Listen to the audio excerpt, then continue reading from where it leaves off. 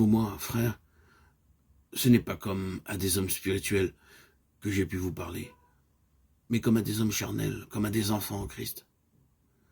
Je vous ai donné du lait, non de la nourriture solide, car vous ne pouviez pas la supporter.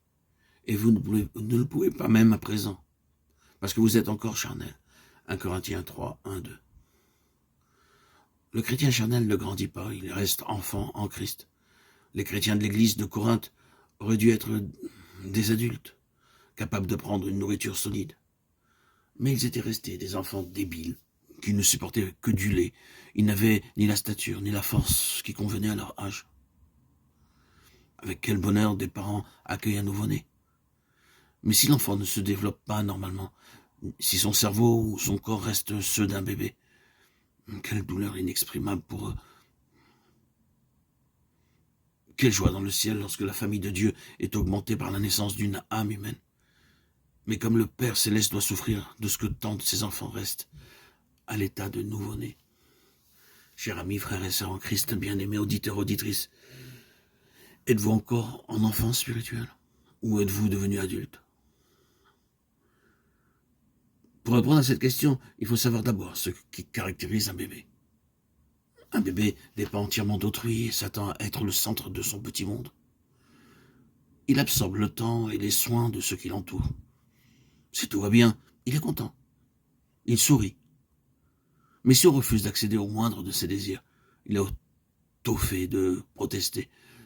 Ces caractéristiques se retrouvent chez le chrétien charnel.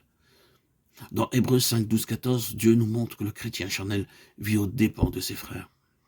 Il devrait être capable d'enseigner, mais il a encore besoin qu'on lui enseigne les premiers rudiments des oracles de Dieu. Il ne peut pas prendre de nourriture solide. Il lui faut du lait. Il est incapable de comprendre les choses profondes de Dieu et ne peut, par conséquent, en faire part à autrui. Pourquoi les chrétiens de Corinthe étaient-ils des enfants? Paul nous le dit au début de la première lettre qu'il leur écrivit. Il se laissait conduire par des hommes estimant la sagesse humaine supérieure à celle de Dieu. Il préférait la paille au froment, essayant de se rassasier avec ce qui ne nourrit pas. La plupart des chrétiens ne cherchent pas leur nourriture dans la parole de Dieu, n'attendent pas du Saint-Esprit le pain d'effort. Ils s'adressent à des hommes et absorbent sans contrôle tout ce qu'on leur donne. De tels chrétiens sont des parasites. Ils deviennent anémiques et débiles. Dans cet état de faiblesse, toutes les maladies de l'âme ont prise sur eux. Ils sont une proie facile à la mauvaise humeur, à l'orgueil, à l'impureté, à l'égoïsme. Ils transmettent à d'autres leurs maladies spirituelles. Et c'est ainsi qu'on peut expliquer l'état lamentable des chrétiens de Corinthe.